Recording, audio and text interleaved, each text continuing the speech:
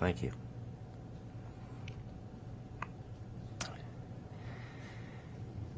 You spoke the other day about holding anger and emotions like that in a tender way. Could you speak a little bit more about that? Holding anger like a mother holding the baby. Because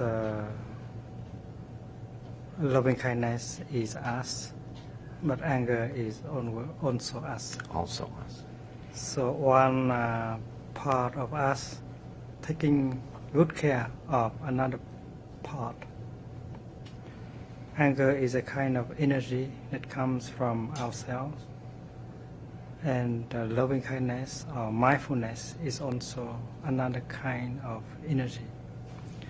And that is why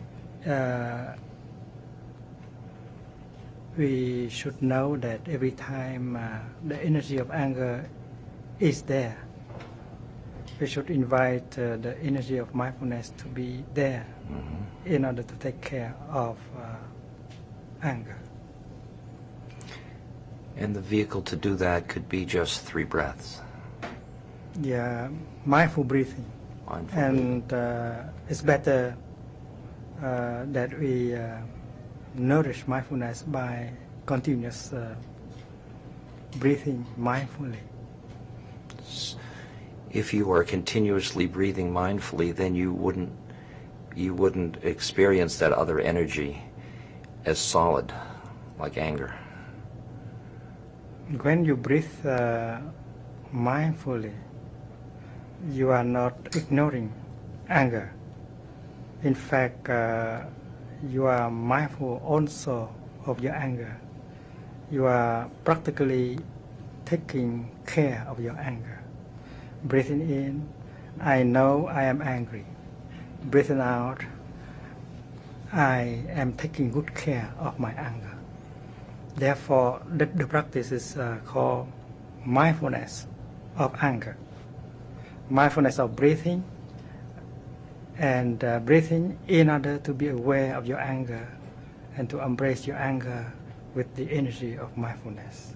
And if we continue like that for some time, there will be a transformation in the heart of the anger. It's like the sunshine with the flower.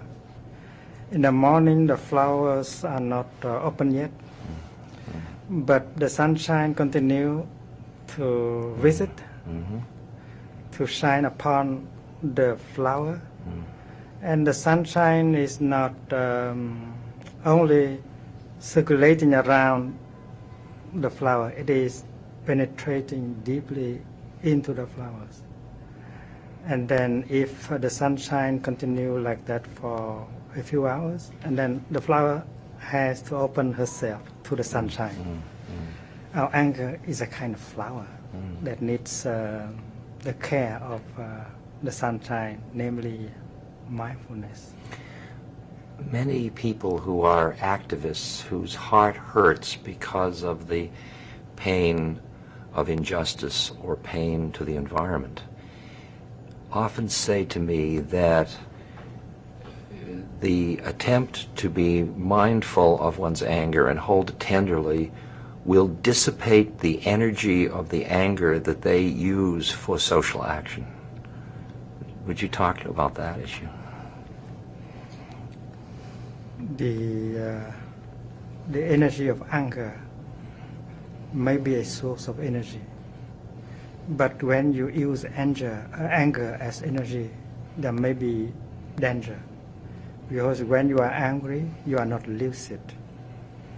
You may say things, or you may do things that can be very destructive. That is why it's better to use other forms of energy, like the energy of compassion, the energy of understanding. But the energy of anger can be transformed into the energy of understanding and of compassion. We don't have to throw away anything. We need only to know how to transform one form of energy into another. There is such an overriding use of the energy of the intellect in this culture among political people or business people, and so little appreciation or respect, but appreciation for mindfulness, for the reflective mind. What are the vehicles for awakening that kind of valuing of mindfulness into a culture? The intellect is not everything of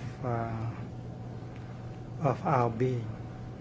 Sometimes people understand what is going on and what should be done, and yet they don't act as if they have understood. Therefore, we have to practice so that that kind of understanding become a reality and not just a few notions in our mind. For instance, the reality of impermanence. It's easy to get people to agree that things are impermanent. They may understand it completely, but they act as if things are permanent.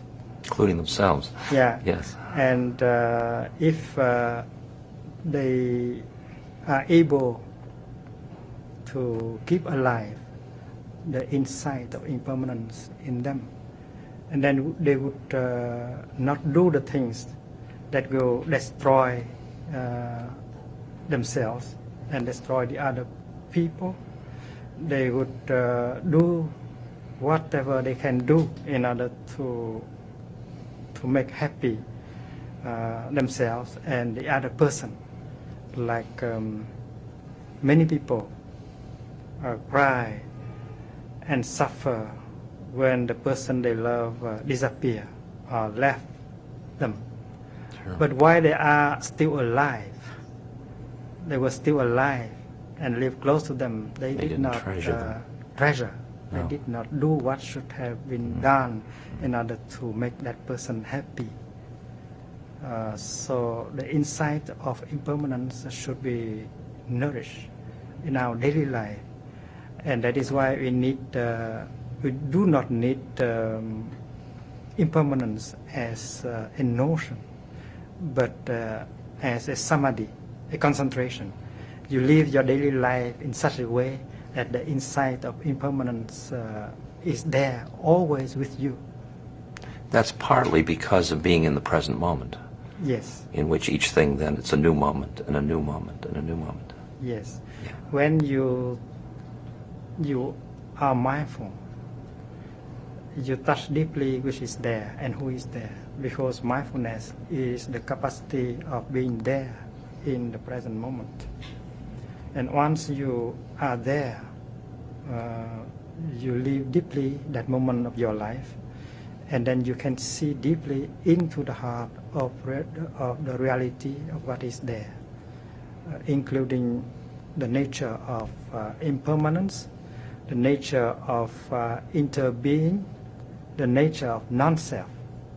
That's interesting about anatta, because about non-self, that feels to me to be a very rarefied experience, for that gets at the mystic end of the continuum. I mean, interbeing still allows for entities, for it doesn't require the surrender of separateness. And I'm wondering whether you gear the way in which you communicate. I mean, anicca is much easier to communicate than anatta, it seems to me.